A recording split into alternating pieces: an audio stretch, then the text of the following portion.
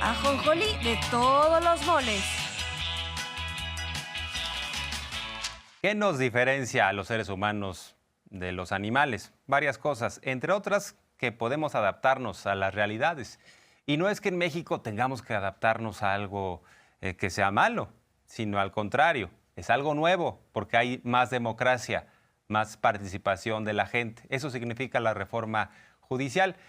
Y por eso resalta el presidente Andrés Manuel López Obrador este mensaje del empresario Arturo Elías Ayub, el yerno de Carlos Slim, a quien sus amigos fifís o algunos aspirantes a fifís le han preguntado ¿qué vamos a hacer con esta barbaridad de la 4T? Con el hecho de que ya los jueces no van a proteger nuestras espaldas, sino van a estar al servicio de la justicia de forma imparcial, o cuando menos eso se pretende a través de la reforma. Pues ha respondido el empresario que uno tiene que adaptarse y ponerse a trabajar, no andar en la grilla, no andar desde el sillón nada más tuiteando, nada más maldiciendo a los demás, adjudicándole a los demás el fracaso, ¿no?, personal, porque hay quienes, pues en lugar de ponerse a chambear, se la pasan diciendo que todo es culpa de López Obrador. Y en ese sentido, pues resalta este mensaje. El presidente dice, me gustó. Pero miren esto, me preguntan muchos, dice Arturo Elías Ayub, que es yerno de Carlos Slim. Me preguntan muchos, ¿y ahora qué hacemos? Esto fue después de la aprobación de la reforma judicial. Pues nos adaptamos a las circunstancias, buscamos las oportunidades, que yo creo que vendrán muchas, así, de manera optimista. Las aprovechamos y nos ponemos a chambear, porque también pues hay que trabajar, ¿no? No van a estar todo el día en el internet, ¿no? Además, no es bueno para la vista y es muy absorbente. Además, no es un mundo tan grande, es muy pequeño el mundo del internet. Este es un gran país, desde luego, y juntos vamos a salir adelante. Estamos saliendo adelante. Así que a darle con todo.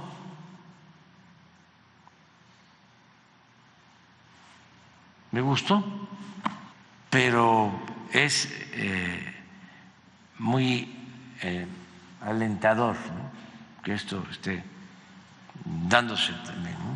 O sea, vámonos hacia adelante, entender la nueva realidad y que viva México, que eso es lo más importante.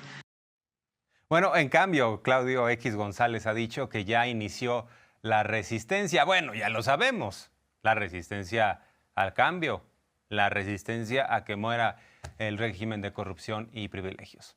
Bueno, pues hay que destacar que están circulando algunos mensajes atribuidos supuestamente a Andrés Manuel López Beltrán, que va a participar activamente en Morena. Así se lo comentó al presidente de México. Antes de ver el mensaje, nada más déjenme concluir rápidamente con esta reflexión, porque algunos están ya atacando a Andy desde ahora, a partir, sobre todo, le han subido de tono a los ataques a partir de esta decisión que hizo, y además está en su derecho de señalar que él va a participar en Morena. Hay quienes dicen que podría ser secretario general del partido, secretario de organización. Veremos, pues, qué sigue, pero había un acuerdo no escrito entre los hijos del presidente y el presidente de México para que ellos no participaran en la vida pública siempre y cuando él estuviera en funciones. Como ya se retira, pues está en su derecho. Pero vean nada más lo que están haciendo los conservadores, porque compraron una cuenta de X, le pusieron la palomita, porque X da esa posibilidad. Si uno compra cualquier cuenta y le pone el nombre que quiera, le dan la palomita azul de supuestamente verificado. Vean nada más este mensaje que es absolutamente fake, absolutamente irreal, que le atribuyen a Andrés Manuel López Beltrán. Me parece a mí hasta gracioso, porque dice, he recibido ataques de los neoliberales conservadores, pero lo escribí y lo vuelvo a repetir. Miguel Ángel Yunes es un patriota, no tengo recato en señalarlo, él sabe que es bienvenido a Morena. Para ti las guirnaldas de oliva, remata ese mensaje que es absolutamente falso, pero sí, algunos están yendo con la finta porque tiene la palomita azul de verificado. Pero ya como cambiaron las políticas en X, ya cuando uno compra una cuenta y le pone el nombre que quiera, le dan la palomita de verificado. Señala el presidente López Obrador que su hijo no tiene cuenta en X, que esto es absolutamente irreal y dice seguramente hay un facho manejando esa cuenta. Dieron a conocer unos tweets de mi hijo Andrés y resulta que son falsos. Crearon una cuenta falsa y además, como supuestamente está certificada, esto ojalá y lo vea Twitter, sí, porque y lo difunden. Enhorabuena, pasarán a la historia de México como héroes patriotas que son. Esto es, mi hijo no tiene cuenta de Twitter, o sea, pero está con la palomita verificada. ¿Cómo? Se compra, ¿sí? Pero para que vean la perversidad. Y no tengo la menor duda, me dejo de llamar a Andrés Manuel, que el que hace esto es facho. El que no brinque es facho. Bueno, y a propósito de cuentas irreales y cuentas reales, uno podría decir que la de Vicente Fox es irreal porque se avienta unos horrores de ortografía. Uno dice, me cae que este señor fue presidente de México, pero la realidad es que, pues sí, él tiene horrores de ortografía, sintaxis, de gramática, o sea, el señor no da una. Pero cuando menos en este tuit le echó un poco más de ganas, en donde acepta que para la oposición pues la cosa está muy complicada, particularmente para el PAN. Me llama la atención aquí que no tiene tantos errores de ortografía como en otros mensajes, ¿no? Esto podría poner en duda la veracidad del tuit de Vicente Fox, pero sí eso cuenta. Dice, amigas y amigos del PAN de todo el país, el barco se hundió, ya no hay de otra. Hay que rectificar de inmediato y ya tiene incluso a un gallo para que dirija al partido. Se trata de Carlos Medina Plasencia. Bueno, hay que destacar que esto de que el barco se hundió apenas se entera Vicente Fox. Él es el responsable, junto con otros, de que se haya hundido el Partido Acción Nacional. Hay que destacar que en otros temas vamos a ver algo de lo que abordó el presidente de México sobre precisamente los comparativos con otros sexenios. ¿Qué pasaba durante los gobiernos de Salinas, de Zedillo, de Felipe Calderón, de Enrique Peña Nieto? Pues había devaluaciones. El peso se depreciaba. El peso, nuestra moneda, cada vez valía menos porque había menos confianza en nuestra economía, porque pues en ese sentido se fugaban capitales, había mucha corrupción. Y resalta a López Obrador que en los tiempos de Salinas hasta le tuvieron que quitar 3 ceros al peso. Son los mismos que hoy en día dicen, no, cuidado, vamos a una recesión, está muy complicada la economía, López Obrador ha tomado malas decisiones, la reforma judicial pone en entredicho la viabilidad de México ante el mundo. Se van a ir corriendo todos. Por cierto, ayer se anunció por parte de una empresa de Estados Unidos, un establecimiento comercial bastante conocido allá en los Estados Unidos, Target, que llega a nuestro país. Entonces, no hay fuga de capitales, pero hay que recordar también de dónde venimos. Es muy probable que terminemos el sexenio sin devaluación. Y eso no se veía en 50 años. Y esto para los jóvenes, en la época de Miguel de la Madrid, de Salinas, devaluaciones de 4.500% del peso. Con Salinas le quitaron 3 ceros al peso. ¿Saben que vendían las monedas no por su valor nominal, sino como fierro por kilo en la frontera?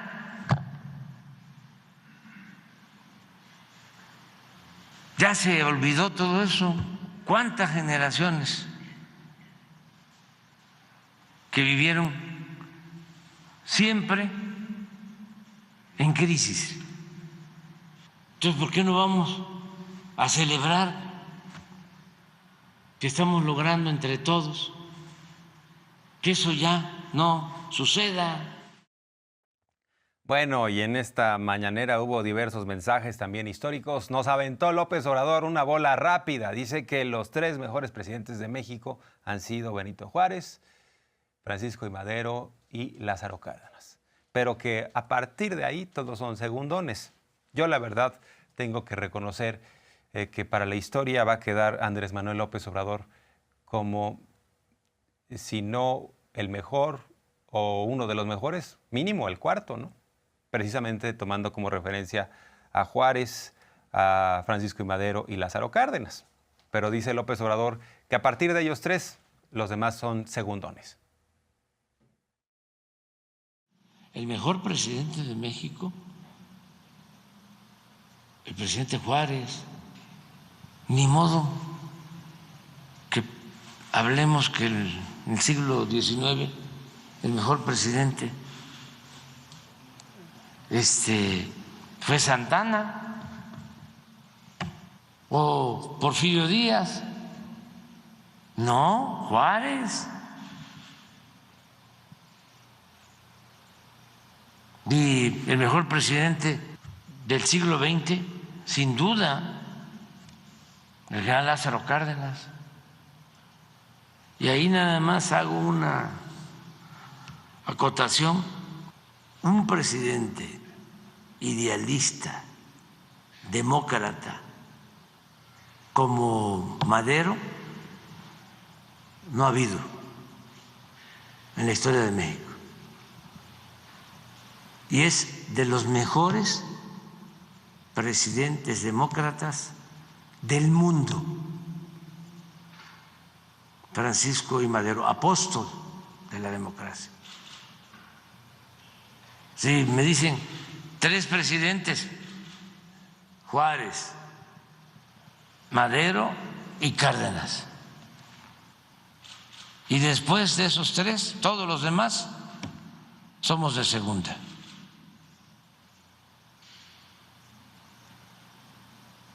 Y algunos a lo mejor de tercera y de cuarta.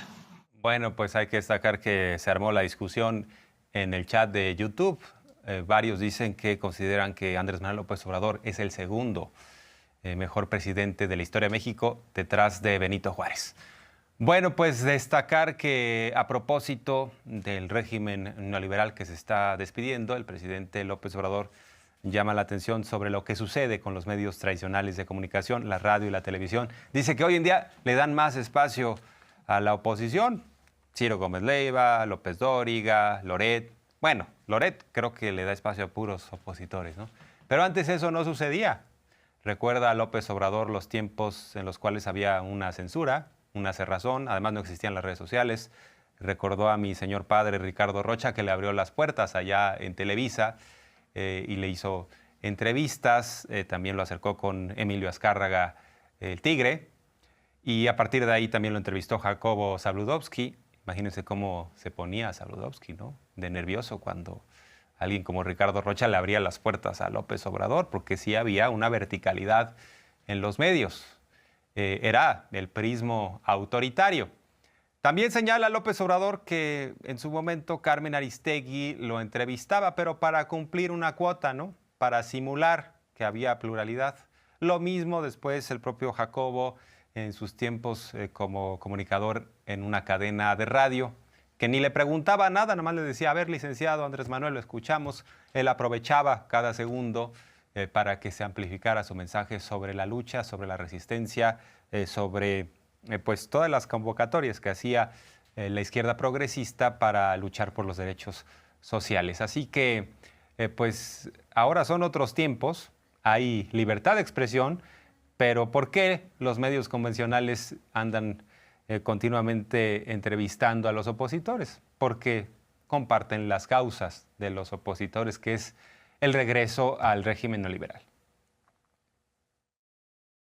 Era muy difícil conseguir una entrevista siendo opositor. Ahora, todos los medios dan entrevistas a los opositores, todos. Es más, entrevistan más a los opositores que a los que están del lado de la transformación. ¿A quiénes invita Azucena Uresti? ¿A quiénes tiene ahí siempre? ¿A quiénes tiene ahí Pepe Cárdenas? ¿A quiénes tiene ahí siempre Joaquín López Dóriga? ¿A quiénes tiene ahí siempre, con excepción de Epimenio? Ciro, puro opositor. Eso antes no sucedía.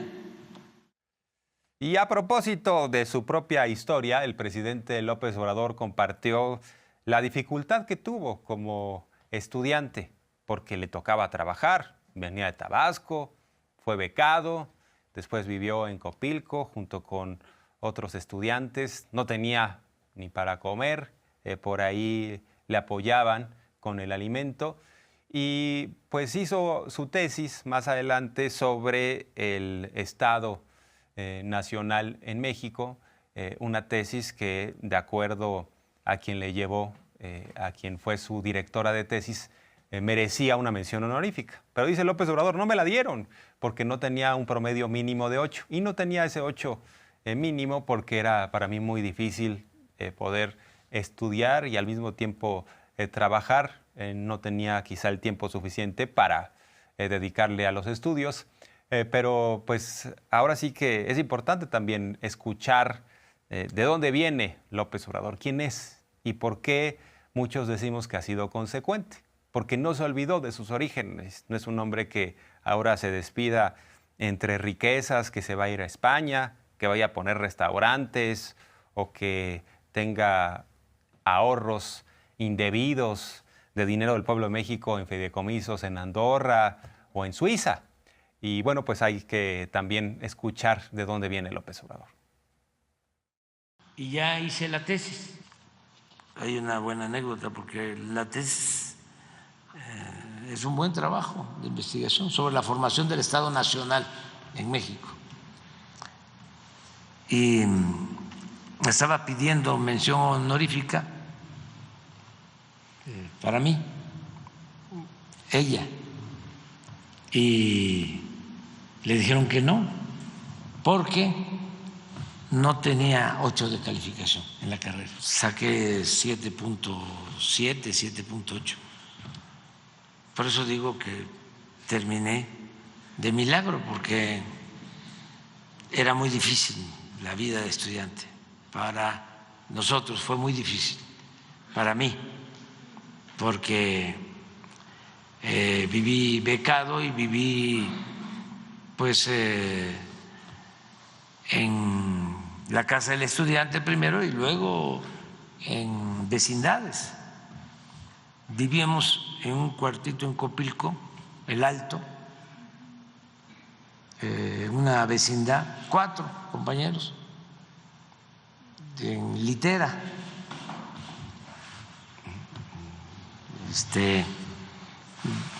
2 camas así, y a mí me tocaba arriba, y el techo era lámina de zinc, y con el frío y el agua pues goteaba, y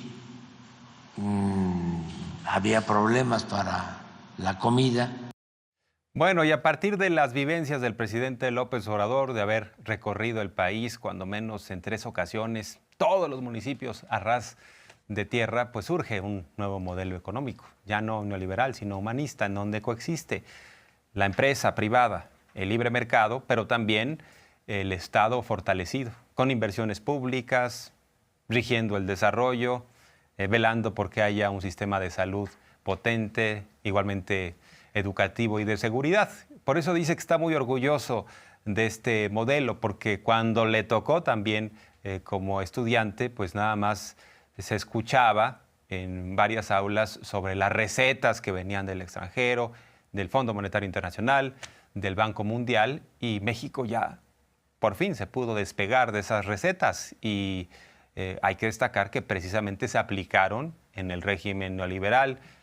Por ejemplo, en el caso de Peña Nieto, la reforma energética era para privatizarlo todo y dejarnos en manos de unas cuantas empresas voraces independientemente de las tarifas. En todo. Acabaron con la Escuela de Economía, ¿sí? Que era buenísima, de la UNAM, y ya todo fue neoliberalismo. Friedman, las recetas, las cartas de intención, las llamadas políticas estructurales o reformas estructurales, ya nos dictaban. Imagínense cuánto orgullo ahora que elaboramos, como no había sucedido en años, nuestro propio plan de desarrollo con nuestra propia agenda, sin ajustarnos a las recetas del Fondo Monetario Internacional, del Banco Mundial. Desde luego no somos irrespetuosos, pero actuamos con independencia.